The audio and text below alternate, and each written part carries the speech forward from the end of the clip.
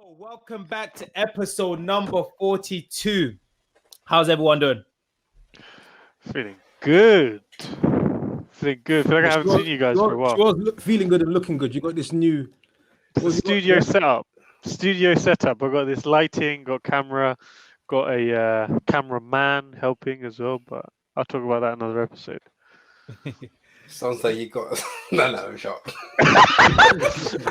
Daniel, after I said that, I was thinking in my head, right, that doesn't. I was thinking Ray J cuss, but never mind. You can edit it out. That's what I'm going to say about honoring curtains. I knew you were those lies when you were talking about that, Pete. I knew it. So your hair. You know, the thing is, Olu is connected to that. Remember your rent-to-rent pictures?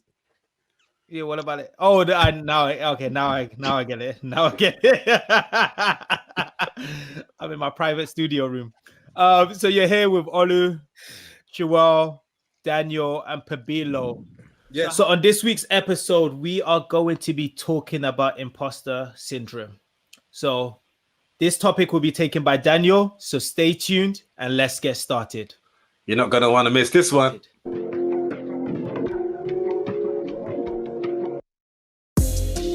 Take off, take flight with you. For we never fly, but we're flying. So how's everyone's week? Daniel, you look like you were active this week. Just usual week, with the stars. Usual? Are you sure? Not every week not- on Jamie Foxx's Instagram page. Not every week I post my life on Instagram. Sometimes just keep it private. Why are you sending for P? I'm not sending for anyone. He's definitely sending for Pete. It's definitely. I'm not sending for anyone. What are you talking I about? think P's going to be taking a lot of shots this episode. The little subtle jabs. I feel No. Cool. Get that bulletproof. I'm bulletproof though. Just No, letting so you know. Daniel, are you able to share a little bit of what happened this week? Yeah, Daniel, Yeah. you should. Come on. Let's hear it. Yes. So I was invited to two things actually. I was firstly invited to a private screening of the film Just Mercy, which is out today, Friday, in cinemas in the UK. And I was also invited to the House of Lords on Tuesday for an intimate discussion with Brian Stevenson, Quick round of applause. Michael B. Jordan, and Jamie Foxx, and to talk about the film and essentially Brian Stevenson, who is the author of the book Just Mercy, a story something going out of my head right now, but also who's portrayed by Michael B. Jordan in the film, and it follows the so Brian Stevenson is a lawyer, and at the time was a young lawyer for taking almost cases from death row. So it was based. The film covers the true story of Walter McMillan, who was on death row for. Well, he was sentenced to death row for a murder of a white woman in Alabama in 1986 for the murder of a white woman, and was wrongfully imprisoned. And Brian Stevenson sees his story and takes his case, and then that's what the film kind of focuses on. But at the time, Brian Stevenson was a very young lawyer, and there was a lot at stake for him taking the case. It's going to be a lot of backlash, and people in the community wouldn't really welcome him taking on this case. But long story short, that's what he does full time. Since then he's a lawyer, and he wants to abolish death row. That's his long-term goal. And he said if he doesn't achieve it before his time on Earth ends, he hopes that he leaves something for others to carry on and take up. Because he shared some stories yesterday actually that were quite disturbing. Of course, he didn't mention any private details, but he said that there's a 10-year-old right now who he's representing a case where the 10-year-old is being sentenced to 60 years in an adult prison. A 10-year-old, 60 years in an adult prison. A 13-year-old is being sentenced to 60 years in prison with no parole. Did they say what the 10-year-old and the 13-year-old have been charged with? No, he didn't mention it. But okay. Of course, I'm assuming him taking the case is because they've wrongly been accused of something they didn't commit. Yeah, and that shows a number of things with the justice system in the US, how things happen, how the number of black people in prison and the number that it's risen and grown by, in the last 20 years, it's been astronomical. And for him, he wants to stand for what is right, for justice for these wrongfully imprisoned individuals, because there are many cases in the UK, US, all over the world of people in prison for crimes that they did not commit. It could simply be a case of wrong place, wrong time, or people in the jury. I was even told of a story in the UK where the jury of two brothers are in prison. They've actually served 7 years, and I think they've been sentenced to 20. And there was a case in the jury, one of the jurors actually stitched all the jury up to vote for them to agree for them to go to prison. So there's a lot of injustice. But coming back to the conversation, you know, it was a nice conversation, because beforehand they were speaking with MPs and politicians, and you've probably seen some stories in the press about that and their conversations with MPs and politicians. But also they spoke, you know, they gave us opportunity to ask questions and etc. But it was really about, you know, for Brian Stevenson, who is the author, just, you know, what it was like. He's just turned 60. He looks really young, looks very good for his age. But also Jamie Foxx, Black guy, right? Yeah. Black don't crack. No, it's funny because like The new phrase. Yeah, did you guys hear the new phrase that Eddie Murphy said the other day, which was even better? What did he say? He said, "Money don't crack." Oh, But sorry, Daniel. Sorry, we're digressing. But Daniel, go ahead. Oh no, Michael Fox is Michael Fox. Jamie Foxx is like hilarious because like, or him and Michael B. Jordan, they'll talk about Hollywood and like the ceilings that Hollywood put on themselves. You know, he said this was the first film. Like Michael B. Jordan said, this is like the first film he could be himself, like be black, like be real, because there was no cap on what it was, because he was a producer of the film. yeah. It was Brian Stevenson's story of what adapted from the book. They weren't looking, you know, Warner Brothers are part of it as well.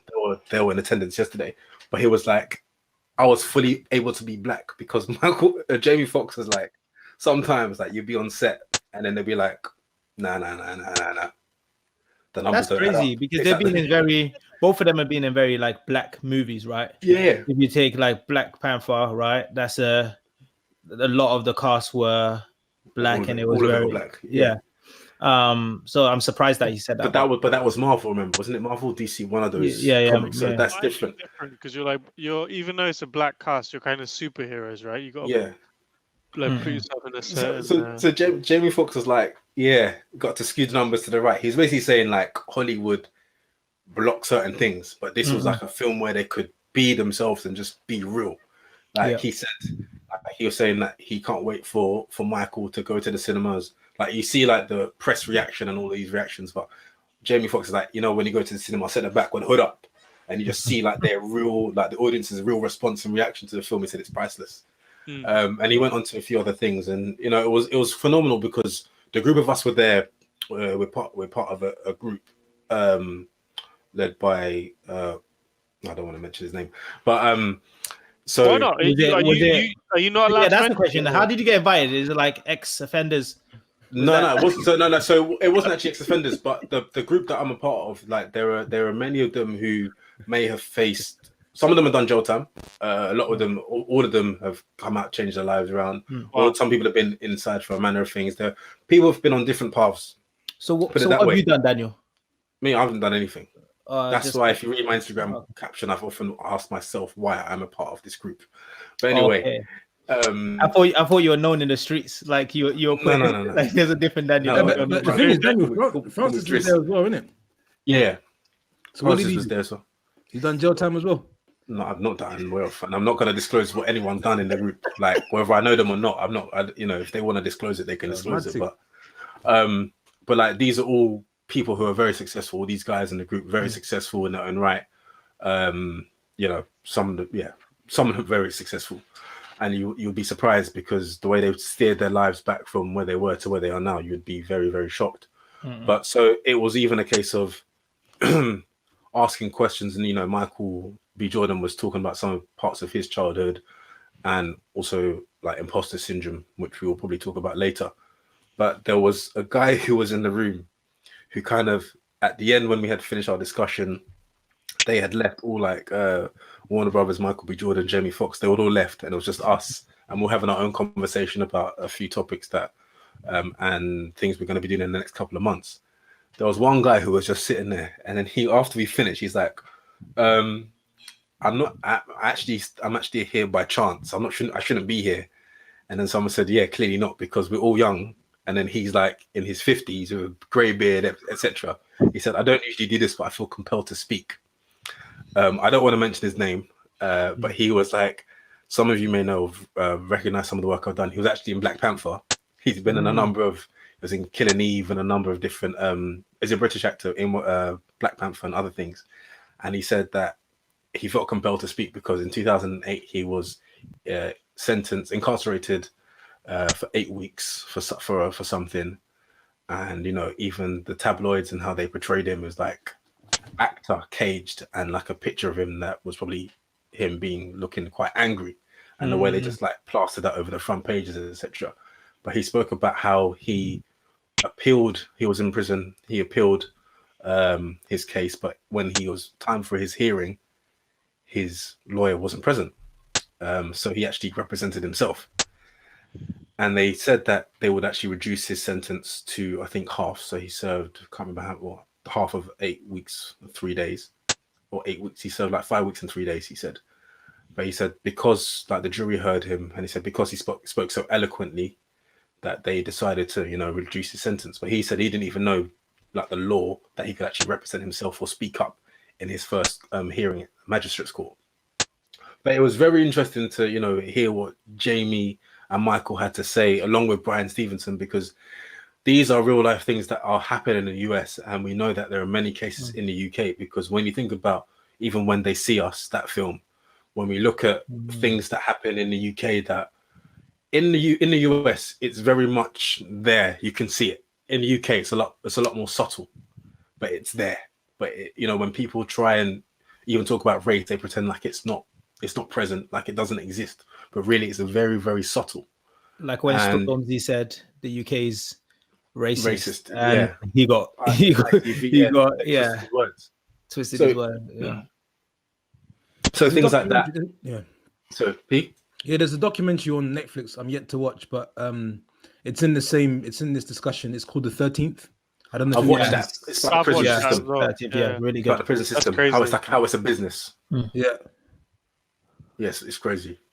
And because even with like prison, I know it's not a topic, but the amount of suicides that take place during prison and after prison because people don't know how to cope. This guy that spent 8 weeks, he said that after his 8 weeks, although it was very short, he had 15 minutes, a counseling session for 15 minutes. And some of these people that have spent years and years in prison, it's only in their like last month before release date, they come and say, what can we do for you? So you're telling me I spent 20 years detached rather than trying to rehabilitate during the time that you're spending. You come at my last hour to say, what can we do for you? And that's the reason why so many people reoffend, right? Yeah. One, they don't get the support, the training, the education whilst in prison to reconform or reconfigure their mindset to the civilization outside of prison. So automatically, a lot of people, all they know is life in prison. So they start to miss it, in fact. Then when they come out, there's no opportunities for them in terms of jobs. So they find themselves back there.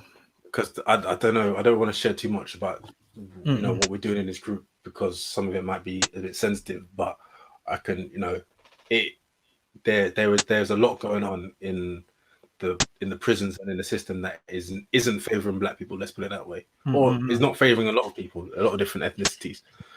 But it's just it's crazy. But this film I would recommend, you know, people do watch on Friday. It will be good. So in regards to, I guess, this week and the topic we wanted to talk about, Daniel, right? So from the conversation, I think you mentioned in the group chat, right, that you wanted to dig into sort of imposter syndrome, right? Yeah. So in what angle, what does it actually even mean? Like, okay, so imposter syndrome is a psychological pattern in which one doubts one's accomplishments and has a persistent internalized fear of being exposed as a fraud. So for any of those who watch Suits, think of Mike Cross. So despite external evidence of their competence, those experiencing this phenomenon remain convinced that they are frauds and do not deserve all that they have achieved. Individuals with imposterism incorrectly attribute their success to luck or as a result of deceiving others into thinking They are more intelligent than they perceive themselves to be. So that's So just one caveat, Daniel, is I guess the Mike Ross example is probably not the best example because he was actually like He was I'm talking about so people themselves think they're a Mike Ross. Okay. yeah. Whereas But even when they have Daniel, the degrees and the Even when they went to credentials Harvard and stuff. Law. But he didn't do any of that though. So he was a complete fraud. So you as a person with imposter syndrome, you think you're you're where you think are you're doing because what you're a Mike fraud. Ross is doing, Yeah, but you're actually not Mike Ross. You've actually done Harvey Specter. the due time. But the other thing you mentioned, Daniel, in the group chat was, or those who feel guilty for sharing their success with their peers. Yeah, so That's part two. That's probably part two. But because you don't feel you are deserving of what you've achieved, you wouldn't necessarily celebrate yourself. You wouldn't celebrate yourself about what you've achieved, not in a boastful way, but in a humble manner. But you wouldn't, like, for example, you wouldn't put yourself forward for an award. Say if it's in like in a corporate space or in depending on what industry, like best newcomer, best performer, something like that. You wouldn't because you don't feel that you're deserving of such an accolade. So why do we go around? As I can say for myself, have you guys experienced that? Have you felt that? I have, and I've at work. At work for sure. Yeah, for sure. What about you, P? But I'm still thinking it through at the moment. Let me give you mine. So let me give you an example, please. So, when I started my graduate scheme, I think when you get into your graduate scheme, and you realize one, you're the only out of I'll say 20 people that got accepted for the graduate scheme. You're the only black person there, right? And your background is completely different to everyone else. So certain times you're in meetings and you're like, should I really be here? I didn't go to private school. I went to Brunel University. Like you have an element of, okay, am I going to be found out as a fraud? And I think you overcompensate that by having to work twice as hard. So, like, in terms of you feel like, okay, there's certain people that can come into the office, do their work, chill and leave, but you're finding yourself working 3 times as hard just because you're like, oh, should I even really be here? Do I belong here? More because just stop for a second. Is it Daniel? Is that what we're talking about?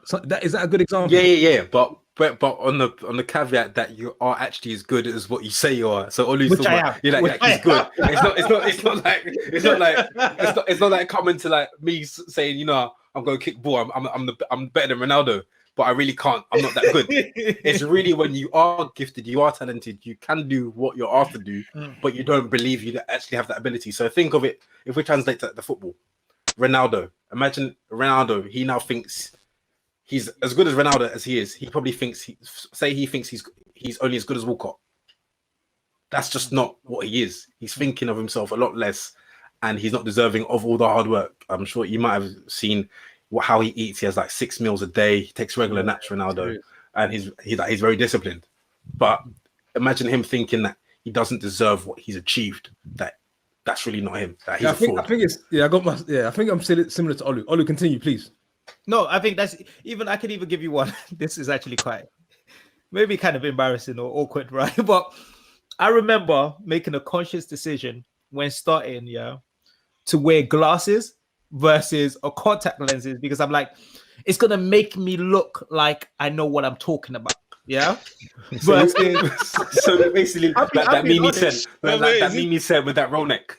Yeah. Is this at work? This is at work, right, Olu? At work. This is at work. So thinking like, okay, because especially being so young, being a consultant, stepping in a room with people that are twice your age, right? Sometimes you're like, wait, should I be telling this person what to do, even though I know my stuff? So you feel like you have to overcompensate. I'm just me being vulnerable, overcompensate in terms of having to dress a certain way, have my glasses, etc., so that I feel like I do truly belong there. But that's me. What about you guys? Or no one else? Ollie, the thing is, I've never seen Olu without his glasses. Does that mean you're still feeling that now, or what? What's going on? That's why he wears it for the podcast because he thinks he's making sense. I think You know, I saw this funny meme. Yeah, I saw this funny meme yesterday. Where I think I put in a group chat. The roll neck, The guy with about the yeah, roll the- neck. yeah, That's turtleneck. giving you He was like, financial advice. Where's the turtleneck? And nah, me without my glasses. Who's gonna listen to my advice? no, I think yeah, Pete, I you got a think lot to say. Pete, go on, Pete. No, You I got the haven't mic. got a lot to say. It's just I find it it's quite challenging to think through and give a really good example without, because when you started talking, it made it seem as if we all have to basically confess that we're frauds, but we're trying not to be anyway. So, but I think, yeah, I think But Pete, do you have an example? no, I think to Ollie's point, what I was thinking about was I've also it's turning more into a positive, but for a very long time, I always was in an environment where everybody around me had they had achieved A's, they had have gone to the best schools, especially when we start working. And when I always look back at my grades, so year 6, 2 4s and a 3, or something along that lines, in school, couple B's and C's, university 2-1, like it never seemed to be anywhere near as good as people that I was working with. And then for a very long time, I was thinking to myself, let me make sure I don't get found out with my English and grammar and stuff like that. Let me just but then after a while, I started to see the strength and an asset in terms of I have other things that they don't have. But that's probably not until only recently, maybe the last year and a half, maybe 3. But for a very long time, I used to think, I'm actually surprised to be here. I feel like extremely lucky to be here. So I'm going to work my ass off to stay here. But if they were to really find out about what my grades were saying back then, I shouldn't be here. Like, I don't have the credentials to really be here. They should go get someone else. So, that's always been in the back of my mind. But it's probably one of the reasons why I try and put work in other areas to compensate. I think also the last one, the biggest one also is, this is huge, is I made a conscious decision also to give it a go and then stop, which was a professional qualification in SEMA. So started, failed the first exam, and then said to myself, you know what, I'm going to just turn my attention on to doing something else. But the number of times that I've been pulled up and said, you know, how are you doing your qualifications? Are you doing something? And are you doing SEMA? Are you doing ACCA? And I'm like, yeah, so I'm having to kind of say yes, just the same, sound like I'm interested, I'm in the game. And you're around a bunch of qualified accountants, you're not one. And that you think, oh, well, should I still be in this team? You sound like the guy from Suits. You know what I'm going to say? It's everyone's kind of got some sort of CPA, SEMA. I don't. Anyway, so it's more on a that's probably the example right now. I'm trying to think of a couple more. Sure. Yeah, I was thinking so very similar. You know, when you're in those, especially when it's work or something, or you're in a meeting room and you're just full of, like you're in a room of very experienced people, and everyone else seems to know what is going on. You're just sat there thinking, I don't know, bro. Yeah, what? How do you know that? I think especially earlier in our respective careers, and even actually the stuff that we're trying to do outside of work, be it in property or whatever, any space, when you're in a room full of people that are really doing it, and you're looking around and you think to yourself, like, should I really be in this room right now having these conversations? But I think I was having this conversation recently once with a friend, and I think those are the environments where the more you feel like that, you're actually probably in the right place, because you're 100%. around people that are really dragging you up, and just being exposed to them, you realize, wow, there's still so much more room to grow. Also, on the flip side, even today, this evening when I was on the flight back from a business trip in my day job, I was sat next to my manager, who's the head of the Nordic business I'm working in now. And she had actually had a conversation about imposter syndrome with her head, who is the head of the kind of Northern Europe business. And they were both discussing a few months ago about imposter syndrome, how even at whatever stage you are in your career, if you're given a relative level of responsibility and success, which is maybe a few years ahead of where traditionally you would be, even at that stage, they felt the imposter syndrome, and they were really having that conversation about it. So I think it's something that follows people throughout their career. But I actually see it now as a positive, because you're probably ahead of the curve than you feel comfortable with. But that will push you even further along the way. So I don't think it ever really stops. To your former I point, also, sure, if you're the smartest in the room, you're in the wrong room. Put it that Oh, way. 100%. I was going to drop this. Ollie, Sure, you're you too are. slow. Too slow. I was gonna, but I didn't want to interrupt you. I was like, well, let me not I interrupt. think I might have mentioned it to one of you guys before. I've also asked myself the question. It's more. I don't know if race also relates to it. No, 100%. But I was just going to drop that the most imposter syndrome occurs most in a number of different things. So either a new environment, academic settings, in the workplace, social interaction, or relationships, whether that's platonic or romantic. But there are connections with imposter syndrome to race, to family expectations, to attribution style, to anxiety, to depression, also to low self-esteem and to perfectionism. So there are connections with imposter syndrome to one of these things. And also actually being an imposter. I think there's sometimes you gotta put your hands up and just say, I shouldn't be here. You gotta keep it real sometimes and say, hopefully they don't find out.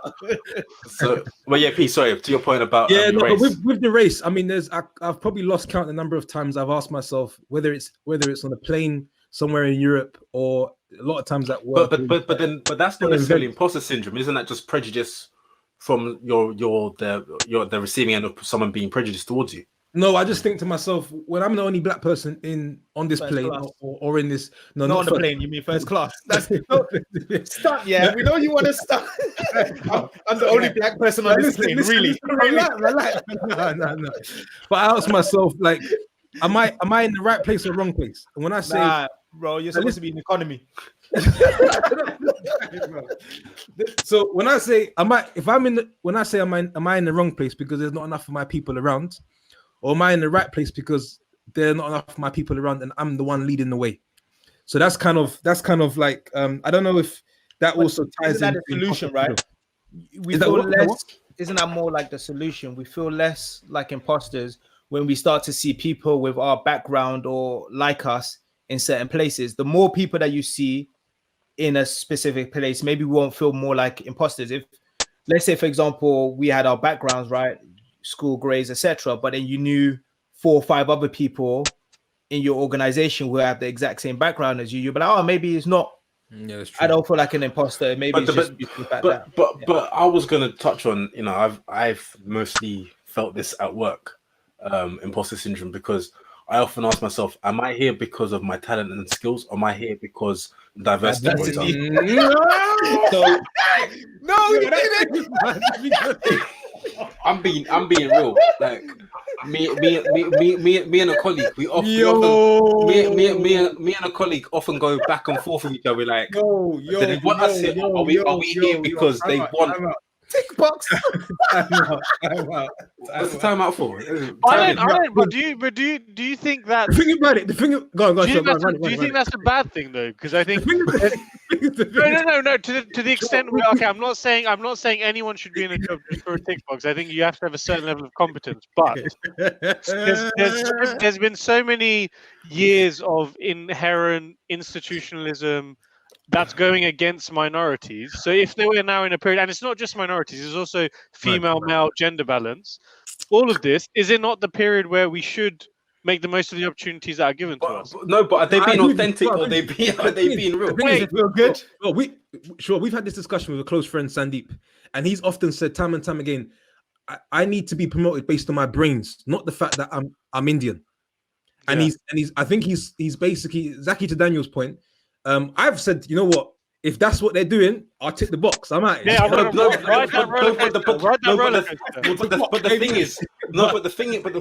thing with that is, when you're promoted not based on your talent but because of your color, does that mean you are actually able to do the job? Because then you might be perceived and become a fraud. Well, a couple things. I know it's okay, Pete. Imagine you. Wait, Pete. I got a real life example for you. Go on. Okay, cool. So what division are you at work? What division am I? Yeah. I'm on oncology division, finance. Okay, so imagine your manager's superior 3 times. They come up to you. We've got this role for you. It's perfect fit. And you know you're way at your depth. But you take it. You say you're taking it. How long are you going to last in that role? Yeah, but why do I want until you find out you're a fraud? Huh? But why do I want it? A week. Well, first of all, I always Why do you want it? No, first Money of all, talks. yeah, I know. Obviously, run that paper in it. But what I'm saying to you is that first of all, I think I'll find a way. But let's bring it more down to the level we're on now. The question is, have people hired me based on my race to tick the box, and what do I feel about that? Think about that carefully. I don't think so. No. I'm not trying to. Well, somebody's got to break through the door and represent, innit? If there's four of us on this podcast, yeah, one of us was hired to tick a box. One out of four of us was definitely hired to tick a box. No, actually, no. Wait. Actually, just to clarify that comment that I made. Actually, both me and Pabilo joined our organization through an internship program, which was specifically engineered to help give more opportunities to underrepresented minorities. Oh no, not me. With talent, though. Of course. Yes, so you got to add that because But the talent part was second. It was clearly if they hired you. Technically, that's why you guys got hired then. Exactly. But Daniel, going to your point, how you're saying, what if you're just kind of pushed into a role and you're not ready? I think even if whether there's this kind of female-male gender balance or the minority underrepresented, etc., let's get that up. In the end, everything averages out, I think. And the people who are really performing well, who get the tick box, they'll be in the position where they are based on their skills at the end anyway. But that person still could face imposter syndrome because they can ask themselves, am I here because I'm taking an exercise or my talent? Especially for someone who doesn't feel worthy that they're that good. It's going to increase the anxiety even, quite significantly. Do you? I tell you what will get rid of imposter syndrome for them: buying themselves a Ferrari. That'll disappear quick. That'll probably Do you guys find that by feeling like an imposter, you find yourself working twice as hard? So it's a good thing to promote someone that feels like they're an imposter because they're going to work so hard because they're trying to prove a point to you, to everyone else. So maybe it's good to get a bunch of people that feel like they're imposters in your organization, right? Because they're going to work twice as hard to feel like they belong there. So good True, work. But I just want to talk. I think we're probably getting towards the end shortly. Yeah. So I wanted to say, some things that you can do to deal with imposter syndrome is probably, some positive affirmations which we've spoke about in previous episodes. Like what Shua was saying, if you're in a meeting room and you're not getting it, realize that there are a lot of people bluffing their way through. There are a lot of people bluffing. Realize your strengths, see failing as a learning experience, and continue to sharpen your saw, and have a support system. At work, I faced it many times. I've been in, even one of my first managers, like, not intentionally, but he'd be like, "Oh, this is the guru for this," and you're thinking, "Right, I'm thinking I'm really not that good. Don't call me a guru." But because I'm not confident in my ability, he sees the qualities and the strengths. But because I'm not seeing them myself, so I'm thinking, "Don't call me a guru," because now I feel like people are going to come to me asking some complicated questions, which I'm not going to know the answer to. Daniel, let me ask you a very deep question. Deep, yeah. You ready? So out of my entire circle I've ever sort of known, you're the sort of most what's the word? Classiest finish. Like A1 standard, top notch, right? And that's not necessarily so common amongst young black boys. So do you find that people look at you and almost say, are you putting on, is this what this act that you seem to be showing me today, which we know obviously is who you are, because you've been raised exceptionally well. Do people look at you and say, oh, that's not really you? I expect to hear more slang, and how does that make you feel? Almost like the reverse, almost like somebody putting imposter syndrome on you. But that's the thing. When you say A1 class is finished, I don't see myself as that. So already I'm experiencing imposter syndrome for something you say I am, but something I don't see myself as. So I almost feel sometimes as that. Come on, listen, you must know you're classy than. No, because I see a lot of other. Yes, he knows. Basically, what Daniel's trying to say, yeah, he surrounds himself with prestige, classy black other individuals, so he's like a norm to him. You're not used to it, so yes. Not only your private job. That's not what I meant. I give you that one. Still. I don't know, but I don't. Alright, I try and be my authentic self. You know, of course, I might do a few. I'm probably a bit more relaxed around friends, but at work, I will have the same kind of conversations with the right people. I'm still the same person as I'm talking to you now. Is how I will talk to anyone at work. You know, it's not like I might be toned up and toned down in certain situations, but this is who I am. So I don't see myself as me not being me, so to speak. If that answers your question and satisfies you with No, not really. No, I hear what you're saying. Not really though. It's more like, okay, have people made you feel uncomfortable about how well put together you are, even if you don't necessarily feel like yourself, but people sort of putting that on you? You must get some sort of feedback in that direction. Well, put it this way, like, not really. I get sometimes told, "Oh, you're very well spoken," but then I think, then what were you expecting me to speak like? So That's what I'm saying, though. So are you expecting me to sound all hood? And especially, what funny thing is at Toastmasters, which many of you know that I do, public speaking. So I sometimes go to different clubs to give speeches, or I've been in competitions in the area and division, and I've won a few competitions. Yeah. But they must sometimes think, "Oh, this black boy, like, how is he going to come across, or what's he going to say?"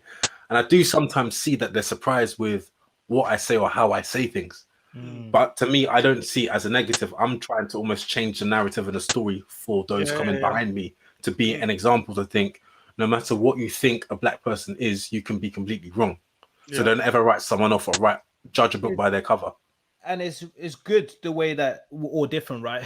Every black person is different, and you don't want to get into a situation where people are like, "Oh, you act like this black person," versus it's like there's so many different characteristics of a black person. You can sound like me, you can sound like Pabilo, you can sound like Daniel.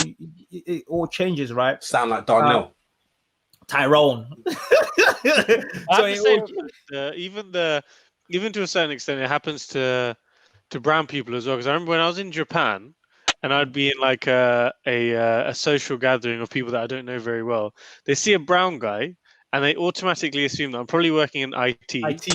And I've just come from like, no disrespect, but some remote part of India. So then when they start talking to me, and I can actually, I have like a British accent, and I'm holding a conversation, having a joke. You can see it's probably similar to what Daniel was saying as well. You can see like these people are like, what a brown person who speaks normal English and can hold a conversation. And these stereotypes is exactly how Daniel's saying. Is you should really try to see it as like, we are breaking the stereotypes of the other people who just haven't been exposed to it. It could just be that they don't know what they don't know. So True. Happens And across I want to end on something that Michael B. Jordan said. He was talking about imposter. He mentioned imposter syndrome, and he spoke about how, like, when he was younger, you know, my friends doing this, my friends doing that. Like, you know, why am I in the position I am, etc. And then something he said, like, he spoke he said a few sentences, but to summarize how he ended it is, own your greatness. He said, own your greatness, and don't be apologetic about Trust it. me, that one I love. Don't be unapologetic. Hey, that's the episode title. Own your greatness, imposter syndrome. Boom. Douche. Cool. Nope. So, yeah. So, and just to say, there are some notable people that you probably, you will know, that have imposter or suffered or experienced or highlighted that they've, imposter syndrome. One notably is Michelle Obama. She even did a whole conversation, I think, in South Bank Center in 2018, I think, on imposter syndrome. When she released a book, or that was before becoming Maya Angelou, Neil Armstrong, Tom Hanks, Emma Watson, Robbie Williams, and Michelle Pfeiffer. There's quite a few people that have experienced it all. You also forgot Pabilo Olu. We also notable. Cool. So yeah, I appreciate it, man. That second part 2, is that on the next episode? Oh yeah, you wanted to. Yeah, What was part 2? Remind us. Whether you feel, was it guilty to share success with your peers? Comes to the bit We'll do that where as another topic. Do you want to? That's what even Michael B. Jordan said about own your greatness. Be unapologetic about what you've achieved. Why Yeah, don't we do agreed. that in the next topic? The next topic, we'll go into detail about owning your greatness. And Pabilo, if you're afraid to stunt on us. Why you Go. calling me up? All right, perfect. So that's the end of episode number 42. Appreciate it. On to you, Daniel. If you have experienced or you think you suffer from imposter syndrome, we'd like to know how you've coped with it. If you're not coping with it, if you need help, etc. I'm not saying that we're experts or we're by any means, experts in this area. We can help point you to the right place to get advice. But also, don't be afraid to be accepting of your skills and talents and showcasing them. Own your greatness. If you have any feedback for us, as always, you can email us at takeflightpodcast@gmail.com or DM us on Instagram at takeflightpodcast. Peace. Thank you, guys. Started.